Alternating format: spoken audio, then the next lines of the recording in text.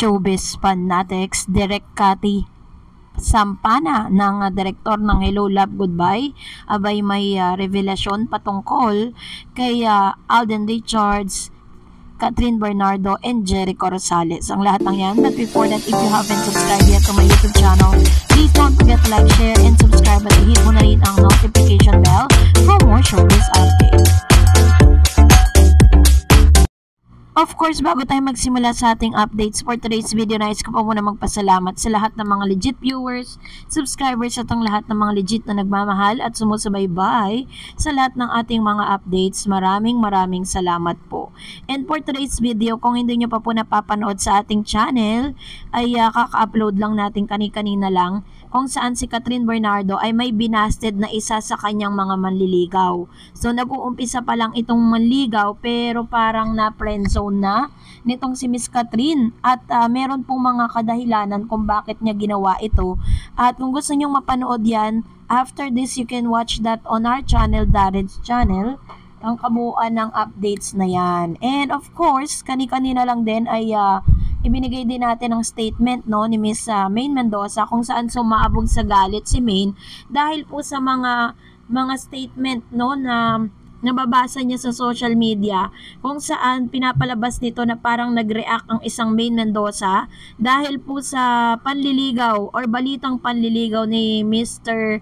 Alden Richards to Catherine Bernardo. So nakakapagtaka lang bakit po may mga gumagawa ng mga ganitong klase ng news at agad namang nag-react itong si Miss Maine patungkol sa bagay na ito. So para po lubos ninyong maunawaan ang lahat ng yan, after this, you can watch that on our channel also, Darren's channel. Lahat po yan ay naka-upload na sa ating pong channel dito po sa Darren's. So, ngayon pag-usapan natin ito. Last 4 months ago ay naglabas ng saloobin or naglabas ng statement si Mr. Alden Richards at sinabi niyang ready na siya na gawin ang part 2 ng Hello Love Goodbye nila ni Catherine anytime. Sabi niya, game na nga ang Asia multimedia star na si Alden Richards na gawin ang part 2 ng blockbuster movie nila ni Catherine Bernardo na Hello Love Goodbye. Sa katunayan, handa nga daw di umanong cancel ng Kapuso leading man at award-winning actor ang ilan sa mga proyektong nakatakda niyang gawin next year para lamang sa sequel ng makasaysayang pelikula nila ni Catherine. Nakachikahan namin at ng ilang pang members ng entertainment media si Alden sa kanyang Thanksgiving Christmas party with the press kaninang tanghali sa Stardust Bar sa Jupiter, Makati City. Dito nga natanong tungkol sa request ng mga fans nila ni Kat na sana'y gawin na ng Star Cinema ang part 2 ng Hello Love Goodbye na itinuturing na highest grossing Filipino film of all time sa Philippine cinema. Ipinalabas ang naturang movie noong 2019 na kumita ng mahigit 881 million na idinirect ni Direk Cathy Garcia Sampana. Sabi niya, ako po, ito po yung statement ni Mr. Alden ako po of course, Hello Love Goodbye naman po made history and yun na rin po ang gusto ng mga nakapanood na magkaroon ng part 2. Ako po, ready naman ako anytime. And yun din naman ang sinabi ko kay Direk Cathy. Sabi ko, Direk, kapag gumawa kayo ng part 2, ika-cancel ko muna lahat ng schedule ko. Sabi po ni Mr. Alden. But then again, that's really up to Star Cinema kasi sila naman yung producer and they own the rights of the movie. Natanong din si Alden kung may possibility pa na magsama sila ng dati niyang collab team na si Maine Mendoza sa isang bonggang project. Parang si Maine po kasi ngayon based on how hindi na rin kasi kami ngayon nagkakausap ng madalas, ang hindi na rin kasi ako nakakapanood ng TV. But right now, as I can see, medyo mas okay na ngayon si Maine mag-settle sa family life niya and we respect that. Ako nire-respeto ko yon. Marespetong pahayag ng Kapuso star.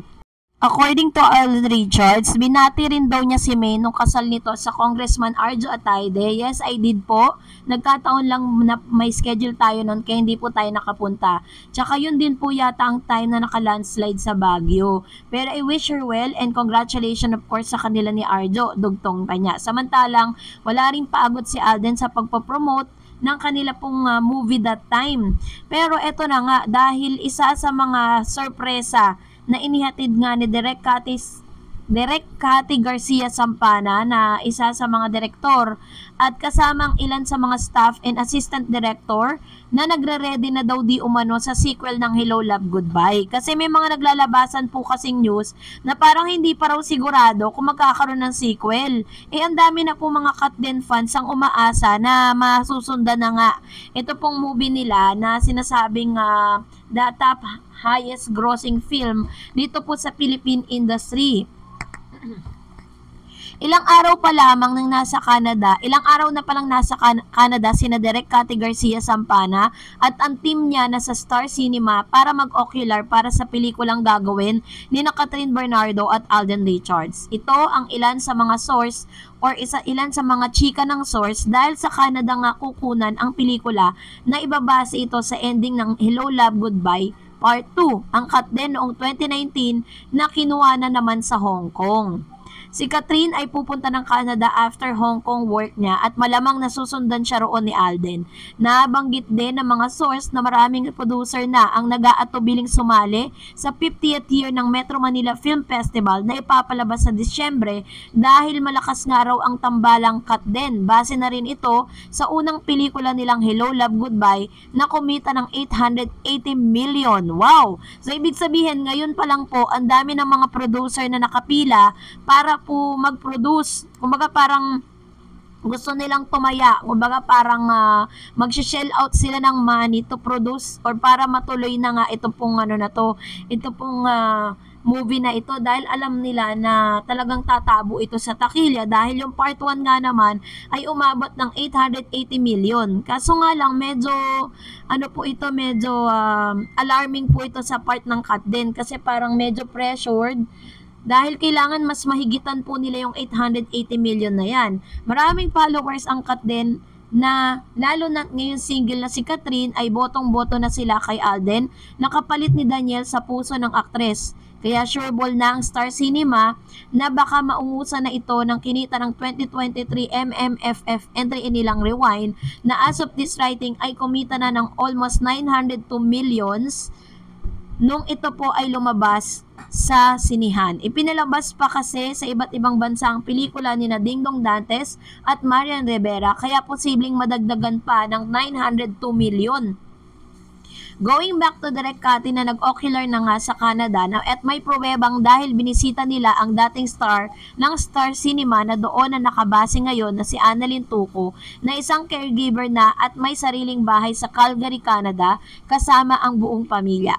Saktong nag-post si Annalyn ng larawang kasama nila Direk Cathy ngayong araw at ang caption niya sa mga larawan nila, may visitor from Philippines, Direk Cathy Molina and Direk Carmi Raimundo with Leo from Star Cinema. Thank you guys for the short visit in my home, sweet home. Anyway, magkakaalaman na nga kung saang lugar sa Canada ang shoot ng HLG 2 or Hello Love Goodbye 2 at kung tama ang sitset, nasa Hulyo na nga or August ang shooting time for summer. Dagdag pa ng napag-usapan na ang source kung sino ang pwedeng itapat sa Katden para naman hindi masolo ng Star Cinema ang kita ng 2024 MMFF. Sabi dyan, pwede raw itapat si John Lloyd Cruz at Bea Alonzo kasi sila lang ang malakas din na tambalan o kaya John Lloyd, Sarah G, Geronimo Giudicelli. Dapat may vice ganda para comedy. Sobrang na-miss na mga bata. And of course, isa rin sa mga sinasabi po na parang ito po ay masasabi nilang parang gusto rin po ng ilan, parang gusto nila na si Jericho Rosales ang maging third party sa tambalan ni Ethan at saka po ni Joy dito po sa Hello Love Goodbye. Yun po ang usap-usapan na parang isasali, kumbaga isasama nitong si Direk Cathy Garcia Molina ang ito pong si Mr. Jericho para po maging love triangle sila. Yun po ang usap-usapan pero hanggang sa ngayon ay wala pa rin namang confirmation ng lahat ng yan. At antayin na lang po natin kung ano man po ang magiging desisyon at kung kailan po talaga possible na magsimula silang pumunta ng Canada para po sa kanilang taping. And that's it for today. For more videos and updates, please don't forget to like and subscribe and please don't forget to follow my Facebook page, Dar Eds TV. God bless everyone!